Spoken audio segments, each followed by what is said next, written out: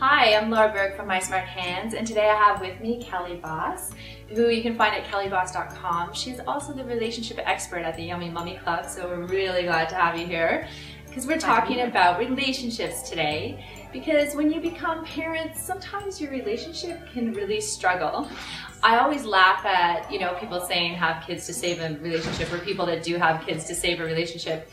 That is the total opposite of what happens, because kids are a challenge on a relationship because you're sleep deprived, you struggle with feeding, you struggle with sleep. If you have two kids, they struggle with fighting, so it can be really difficult to keep that spark in a marriage. So what can parents do to maintain that relationship? So if we're talking to parents or pre-parents, this is even better. Have some conversations before you even have a child.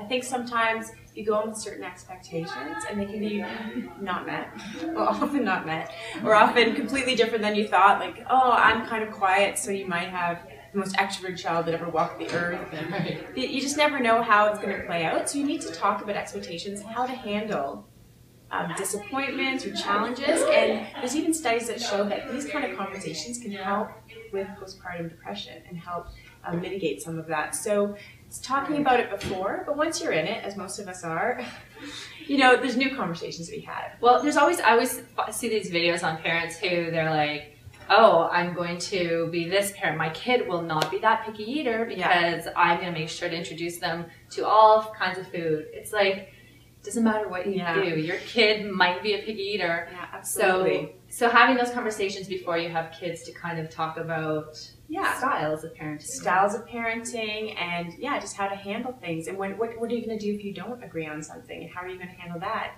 And how other relationships play into it. Your work relationships, your in-laws, the expectations that come. So having those conversations, but you can have them now. I mean, it's not too late just because you didn't have them early. I didn't have them early. Okay, so talking to parents who are already parents, how do they maintain that couple relationship that you kind of miss, you kind of lose? I know sometimes I miss it with my husband. Absolutely, and I think you're so busy with kind of team parent or team family that sometimes you miss this relationship aspect, and it's really important to get that back. And it may not, date night may not be feasible. I mean, date night would be great if you could, a lot of us planned those early things, we're going to stop dating.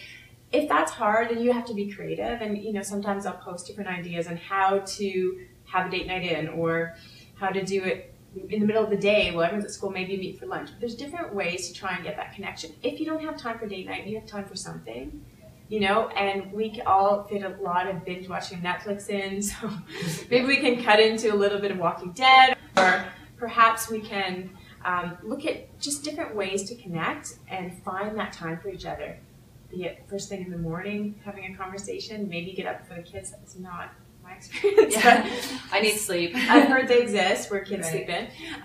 Or maybe it's after bedtime. So you've done it, your bedtime routine, you've got the kids in bed, and then it's like, okay, we're going to meet back here in half an hour to actually talk. Because sometimes it's unbelievable when you've actually made time to listen. You think, we actually haven't done that in a while. Right. Like, I've told you the tasks you need to do, and you've told me the things you need from me. It's the checking.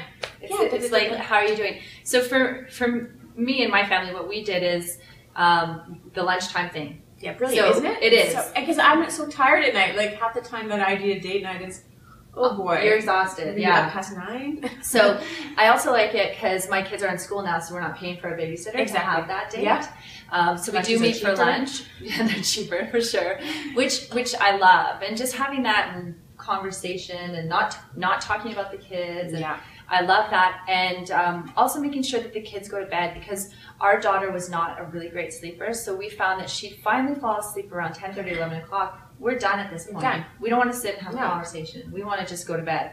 And so making sure that happens, that gives you that flexibility. Yeah, you're kind of fresh at noon. Right. Yeah, absolutely. Well, those were awesome tips. So hopefully you're not alone. If you're experiencing this, you are not alone. It is hard, especially in the early years, to try and maintain that relationship.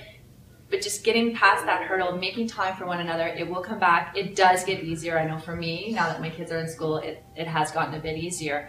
But again, you're not alone. Kelly, thank you so much for chatting with us. Thank you for having me. Yeah, I'm sure I will have you back for another conversation another time. Absolutely. So be sure to check out Kelly's website at kellybos.com. Thanks, everyone.